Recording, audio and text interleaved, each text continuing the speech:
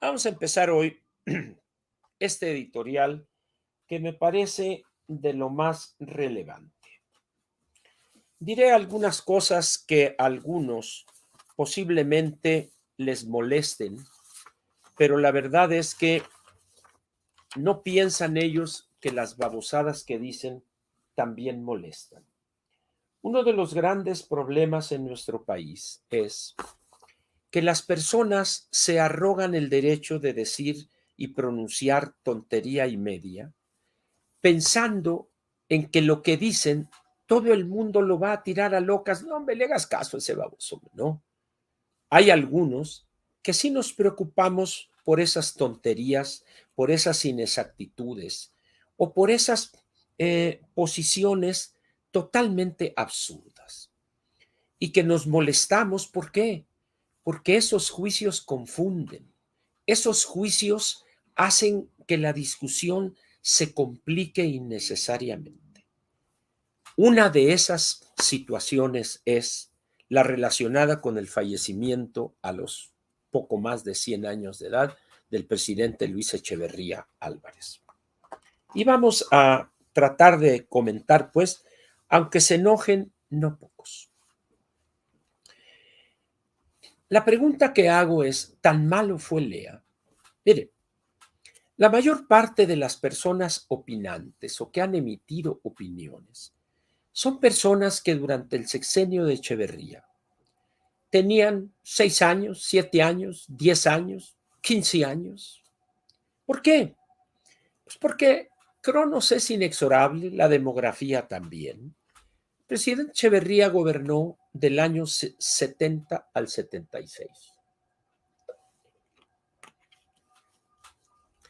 Quiere decir que las personas que en 1970 tenían 5 años, pues les pasó de noche el sexenio de Echeverría.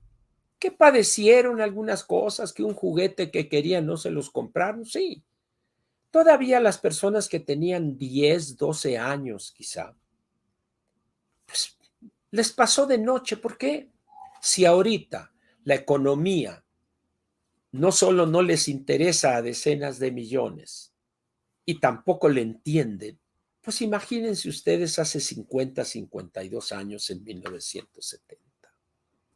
En esas condiciones, pues, es conveniente decir que la mayor parte de los jóvenes, y cuando digo jóvenes voy a incluir ahí a personas, no sé, de 35, 40, 40 y tantos años, o quizá un poco más. Imagínese una persona que tenía 10 años en 1970. A los 16, cuando terminó Echeverría, súmele a 16, 50 años y son 66 años. No vivieron con la intensidad ese sexenio. En ese sentido, pues, habría valido la pena que toda persona de esa edad, 50, 60, 45 años, antes de emitir un juicio sobre ese sexenio, hubiesen hecho un estudio o hubiesen estudiado con cierta seriedad la historia económica de México, al menos de los años 40 a la fecha, o al menos a 1988, que es cuando cae hecho pedazos el viejo modelo económico. Pero no lo han hecho. Hubiera sido también importante que hubiesen revisado, perdón, cuál era la situación geopolítica que privaba en aquellos años. Los años de Echeverría son los años críticos en América Latina de la Guerra Fría, de la lucha contra el comunismo, como se decía. ¿Por qué? La Revolución Cubana, o eso que llaman Revolución Cubana, que vamos a decir el punto en el tiempo que la identifica, es el 1 de enero del 59, se convirtió, gracias a la dependencia y a la actitud lacayuna de Fidel Castro y los suyos frente a la Unión Soviética, que todavía existía, y con su promoción perversa del foco guerrillero, mandaron a la muerte a miles y miles de jóvenes inocentes. Pero en América Latina, siempre que vamos a la cola de los acontecimientos, como creo que alguna vez dijo don Alfonso Reyes en una carta a Octavio Paz, algo así como: querido Octavio, siempre hemos llegado tarde al banquete de la modernidad occidental, o alguna cosa así. América Latina hoy todavía estamos a años luz de los grandes avances que otros países que hace 30, 40 años estaban peor que nosotros. Vamos a la cola de las grandes transformaciones del mundo. En los años 70, en los años de Echeverría, de repente las guerrillas que tenían en América Latina ya varios años, que eran producto de las dictaduras, de los golpes de Estado, de repente llegan a México esas imágenes, esas influencias, cruzado con la Revolución Cubana y la Guerra de Vietnam, y hubo un fenómeno que vale la pena también señalar. México se vio inmerso a partir de la revolución, de la Guerra de Corea, consolidar un proceso de industrialización que ya venía como producto de nuestra intervención en la Segunda Guerra Mundial. En la Guerra de Corea a México se le asignó una parte importante en la producción de algodón. En el caso de la Segunda Guerra Mundial fue la producción de amapola para producir morfina para usos militares. Pero al mismo tiempo, el tener problemas en la producción industrial civil, vamos a decir, de Estados Unidos, eso dio por resultado que no solo sus mujeres formaran parte del gran esfuerzo militar, sino también que en México se empezó a dar un proceso incipiente de industrialización, con una idea de crecer hacia adentro, de sustituir importaciones, ese modelo perverso que la CEPAL en América Latina y la gente aprista de Haya de la Torre, toda una runfla de economistas que gran daño hicieron. Y empezamos a industrializarnos. Al mismo tiempo empezó México a crecer en términos demográficos y empezamos a urbanizarnos. Ya no era el México rural al que tanto habíamos conocido o que nos habíamos vivido y del cual muchos de nosotros veníamos de ahí. Empezaron entonces las ciudades a crecer.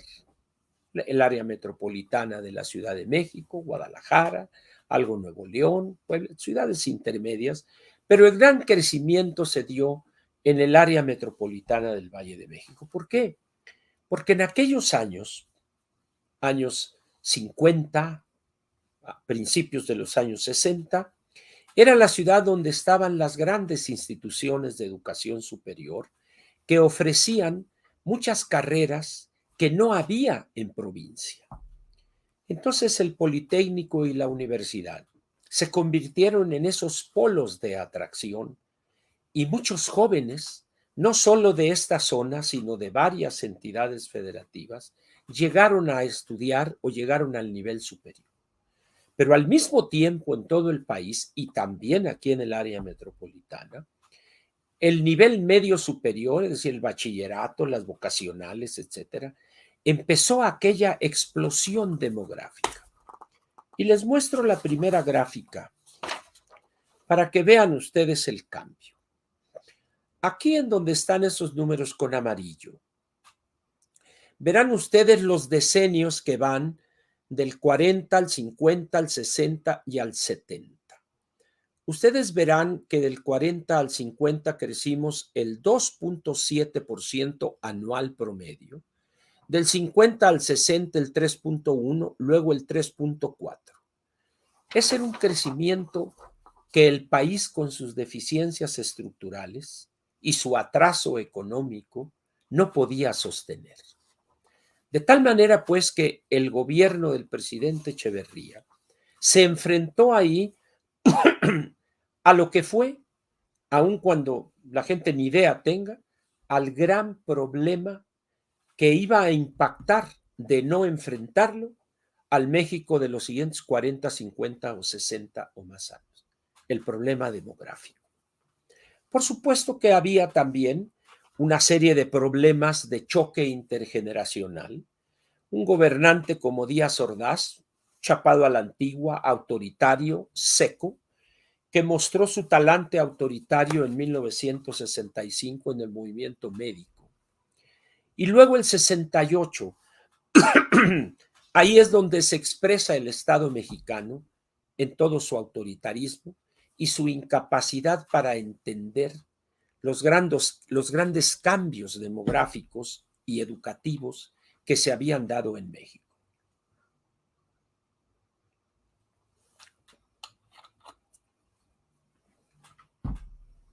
Ahora bien,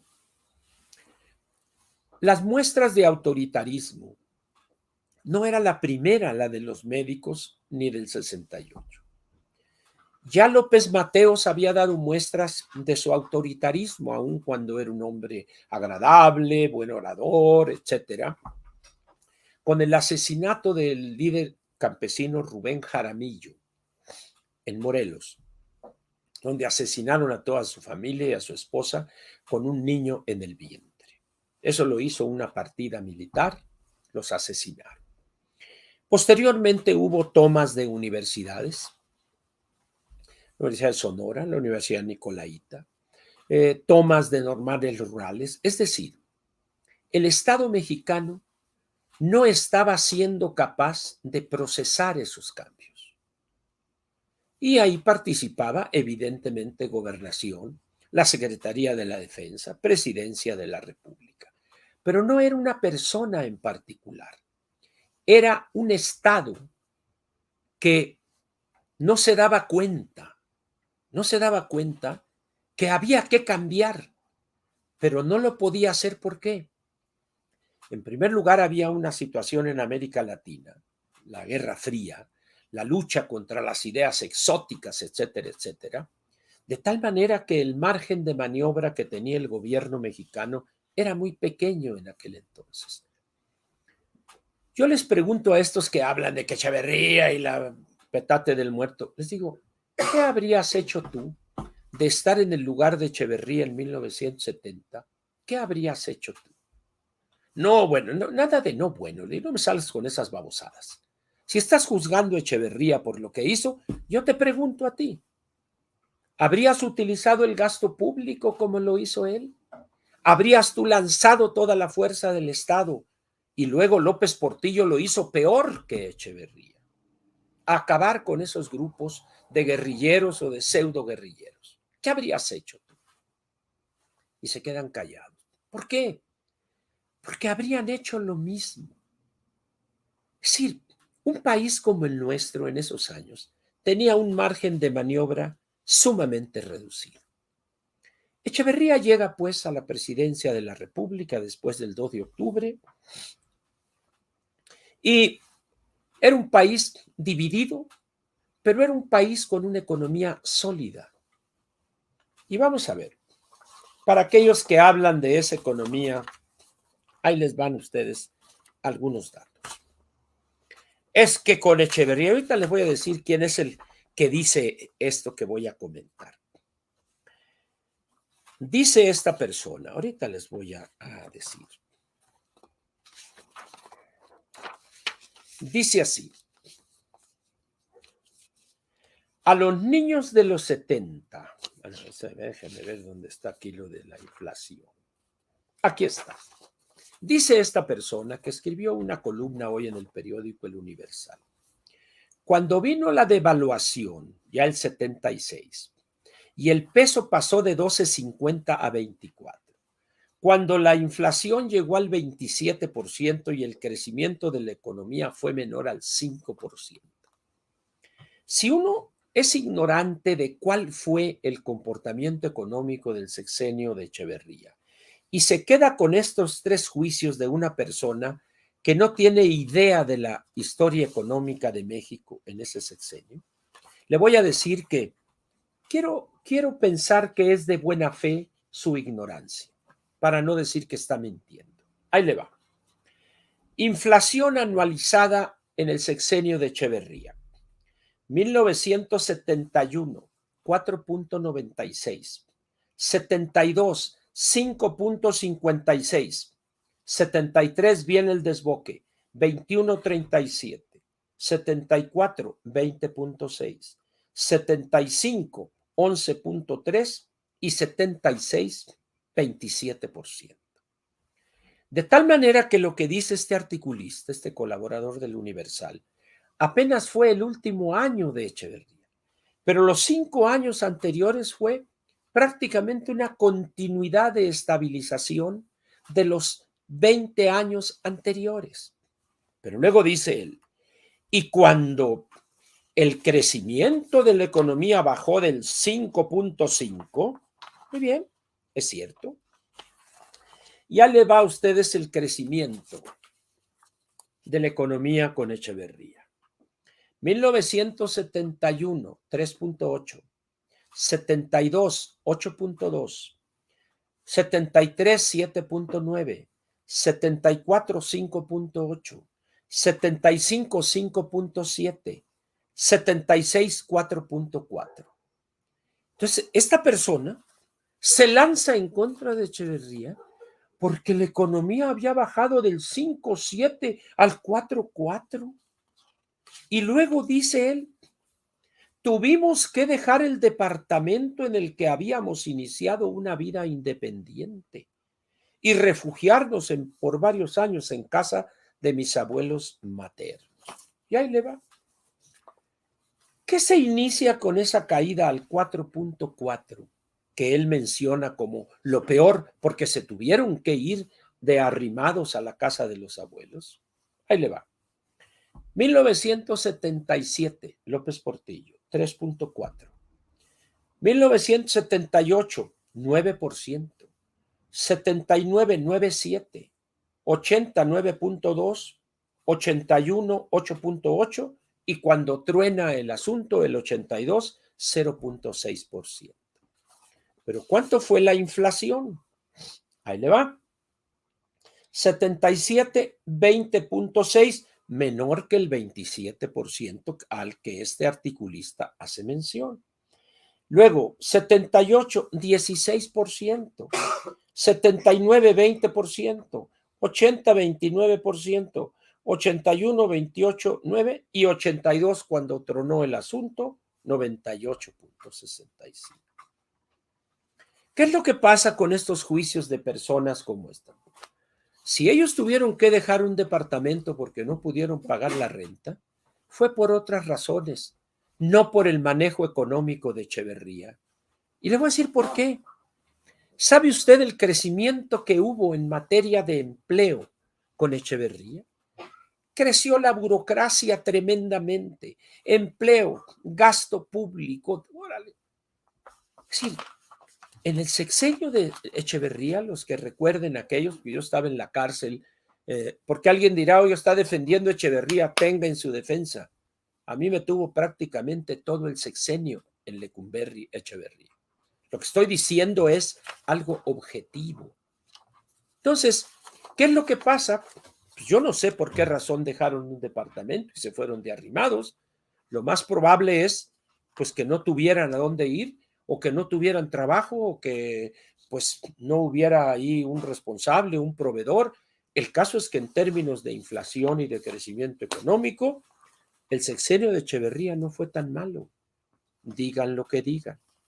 Pero alguien dirá, es que era la dureza. Sí, pregúntenle ustedes la dureza a Carlos Fuentes, a Enrique González Pedrero, a González Casanova, a todos los que estudiantes, los dirigentes del 68 que regresaron de Sudamérica, el que no fue un doctorado, una beca, un premio nacional de esto, plazas aquí, plazas por allá y órale bonitos. Y el que no se metió a la política y duró 30 y tantos, casi 30 y tantos años legislado de una parte es Pablo Gómez, por ejemplo, y así.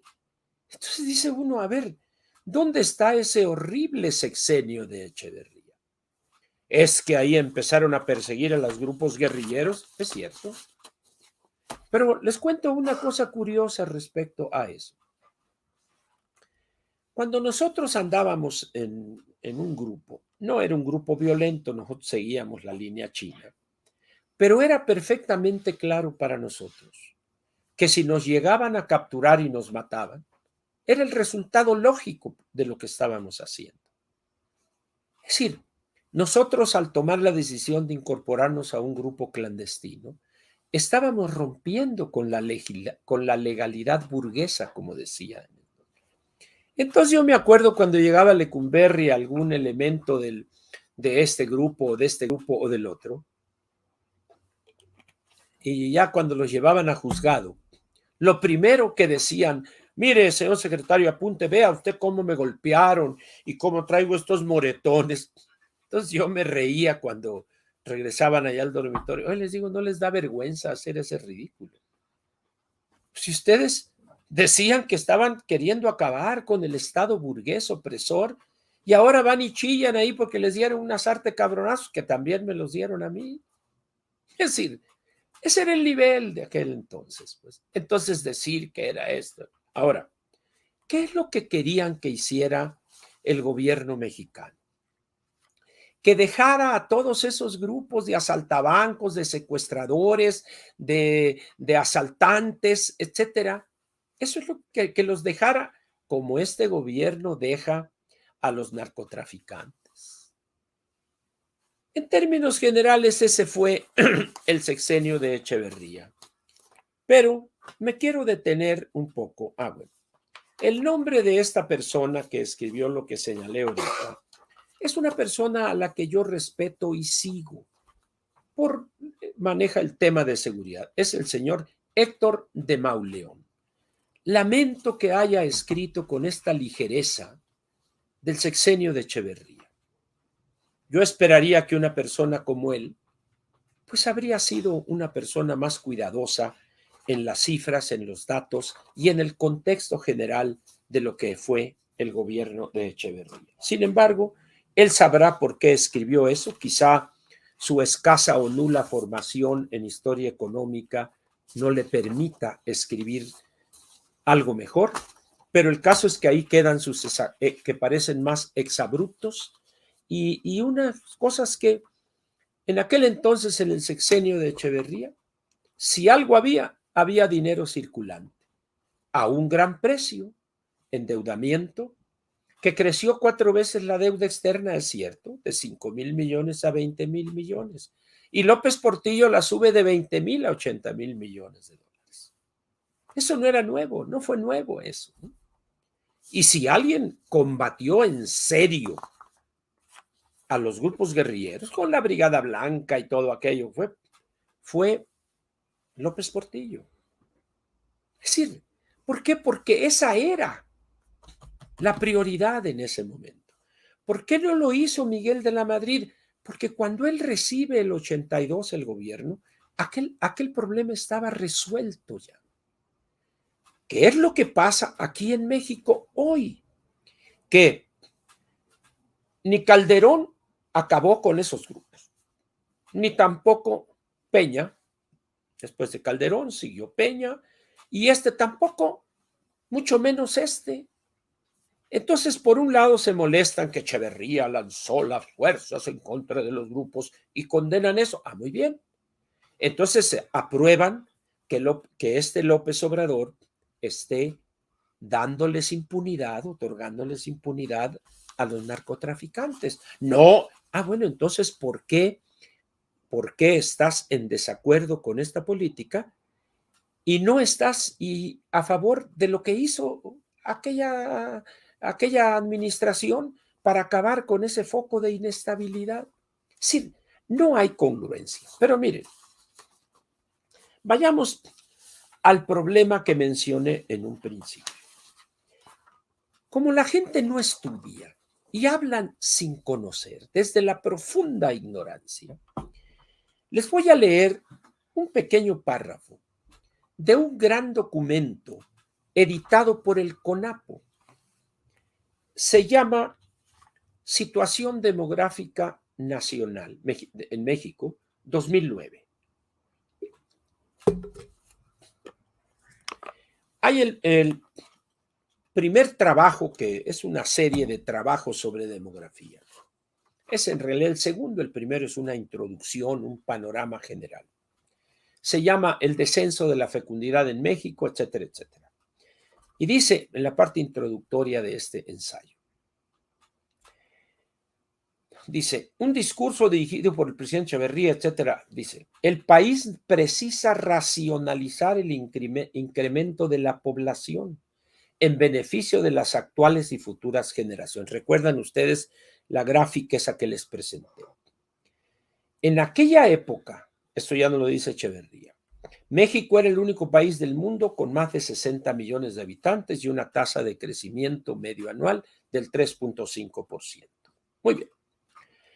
Los datos prospectivos, es decir, las proyecciones que se hacían, no eran halagadores. Es decir, el crecimiento estaba causando una situación de tensión entre fuerzas productivas, la gobernación, recursos públicos, etcétera, etcétera. Y dice, se estimaron distintas proyecciones de acuerdo con 4 hipótesis que contemplaban diferentes escenarios demográficos. La más baja de ella establecía que para el año 2000 la población llegaría a 126 millones. Es decir, si empezábamos en aquel entonces a trabajar para reducir aquel crecimiento natal tan importante, llegaríamos 30 años después a 126 millones. Y si nada hiciéramos, íbamos a llegar a 153 millones. Muy bien. Hasta ahí dice uno, bueno, pues está bien. Bueno, eso muestra una visión de futuro del presidente Echeverría. Que intervino el Banco Mundial para presionar un poco también es cierto.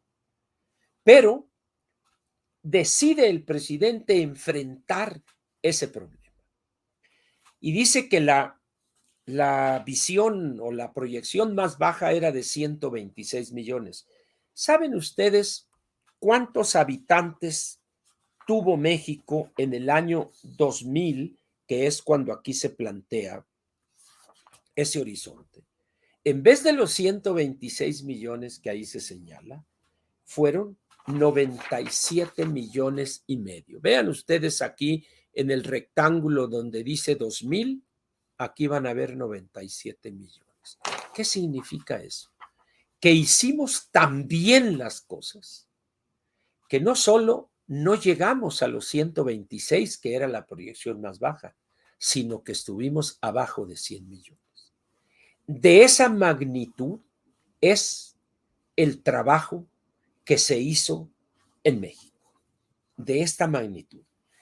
Y esto se debió en gran parte a lo que varios gobiernos, empezando por el de Echeverría, contribuyeron. Lo siguió López Portillo, lo siguió Miguel de la Madrid y los siguientes gobiernos.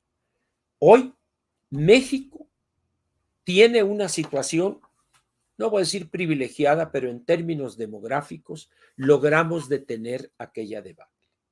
Ese es uno de los tantos logros del sexenio de Echeverría. Pero luego vamos a ver otras cosas. ¿Saben ustedes quién creó la Universidad Autónoma Metropolitana? Ya voy a terminar. ¿Saben ustedes de quién fue la creación de la UAM? De Luis Echeverría.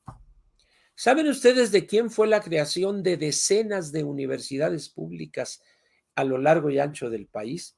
Del sexenio de Echeverría. De los tecnológicos, del CONACYT, de esto, del otro, del otro, del otro. ¿Y saben ustedes por qué lo hizo Echeverría?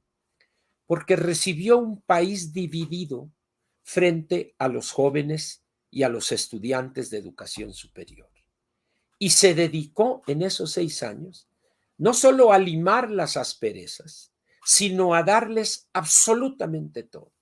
Aumentó la matrícula, aumentaron los maestros, etcétera, etcétera, etcétera.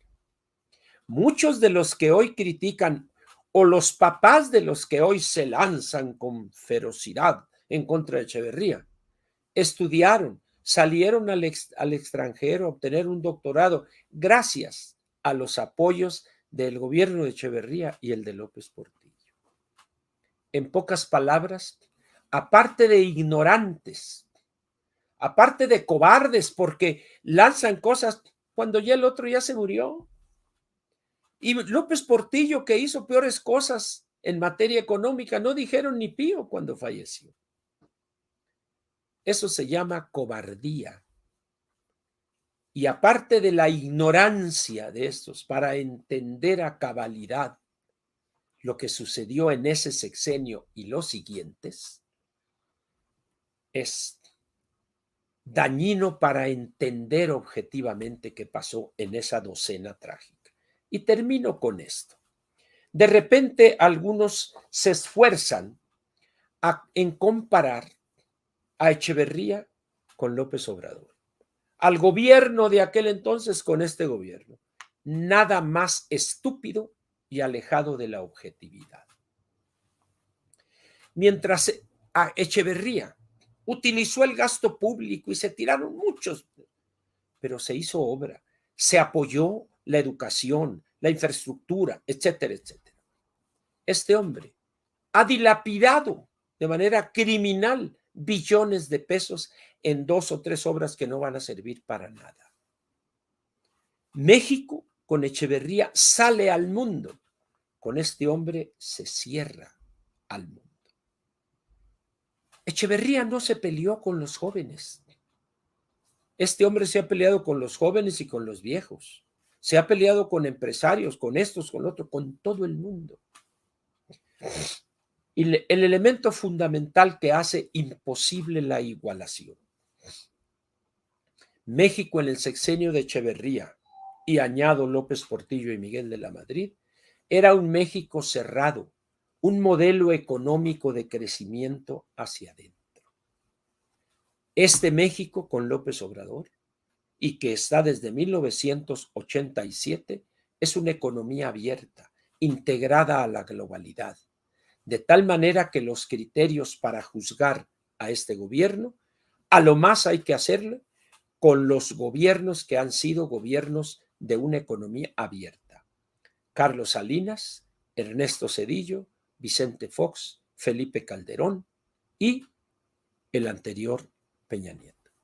Con eso sí hay que compararlos para ver cuáles fueron los resultados. De tal manera, pues, que todos aquellos que comparan a este con Echeverría no tienen la menor idea. Yo les recomendaría, señores, antes de hablar, antes de mentir, antes de decir babosada y media, pónganse a estudiar la historia económica de este país desde 1940 a 1988. Nada más. Terminamos. Bueno, me pasé 5 minutos. Está bien, muy bien. Aquí terminamos, pues, la parte editorial. Espero que haya sido de su interés. Es un tema que va a dar para más. Seguramente regresaremos.